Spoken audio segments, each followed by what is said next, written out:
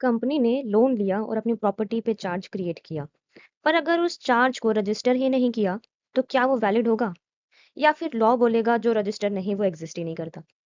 Welcome to your law बडी। आज हम decode करेंगे section 77 of the companies act 2013 in very easy language. तो चलिए इस सेक्शन को समझना शुरू करते हैं। सेक्शन 77 बात करता है ड्यूटी टू रजिस्टर चार्जेस। इसका सब सेक्शन 1 कहता है कि चार्ज रजिस्टर करना मस्ट है। अगर कंपनी अपनी प्रॉपर्टी, एसेट्स, अंडरटेकिंग पर चार्ज क्रिएट करती है, चाहे इंडिया में हो या फिर आउटसाइड इंडिया हो, चाहे टेंजिबल हो या इनटेंजिबल हो, तो कंपनी की ड्यूटी है कि चार्ज के पर्टिकुलर्स रजिस्टर करे, कंपनी और चार्ज होल्डर दोनों साइन करे, आरओसी यानी कि रजिस्ट्रार ऑफ कंपनीज के पास फाइल करे। टाइम लिमिट है 30 days from creation of the charge.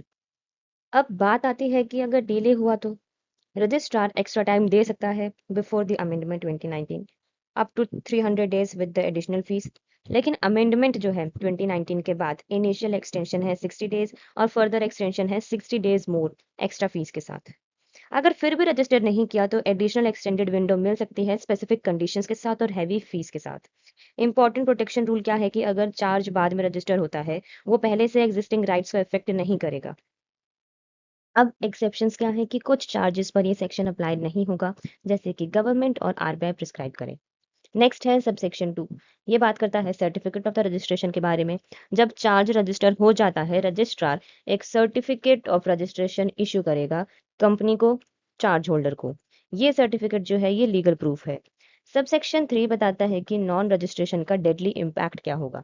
अगर चार्ज रजिस्टर नहीं हुआ तो लिक्विडेटर उस चार्ज को कंसीडर नहीं करेगा वाइंडिंग अप में। दूसरे क्रेडिटर्स भी उसे इग्नोर कर सकते हैं, मतलब आपका सिक्योरिटी इंटरेस्ट वेस्ट हो सकता है। नेक्स्ट है सबसेक्शन 4। ये बात करता है कॉन्ट्रैक्ट फिर भी वैलिड रहेगा इवन इफ चार्ज रजिस्टर नहीं हुआ। लोन का कॉन्ट्रैक्ट वैलिड रहेगा, रीपेमेंट ऑब्लिगेशन भी वैलिड रहेगा, पर सिक्योरिटी बेनिफिट नहीं मिलेगा। ठीक है। अगर आपको वीडियो यूजफुल लगा हो या फिर आपको कंपनी लॉ और भी इजी लैंग्वेज में समझना हो, तो लॉ बडी को सब्सक्राइब करना बिल्कुल भी ना भूले। Thank you.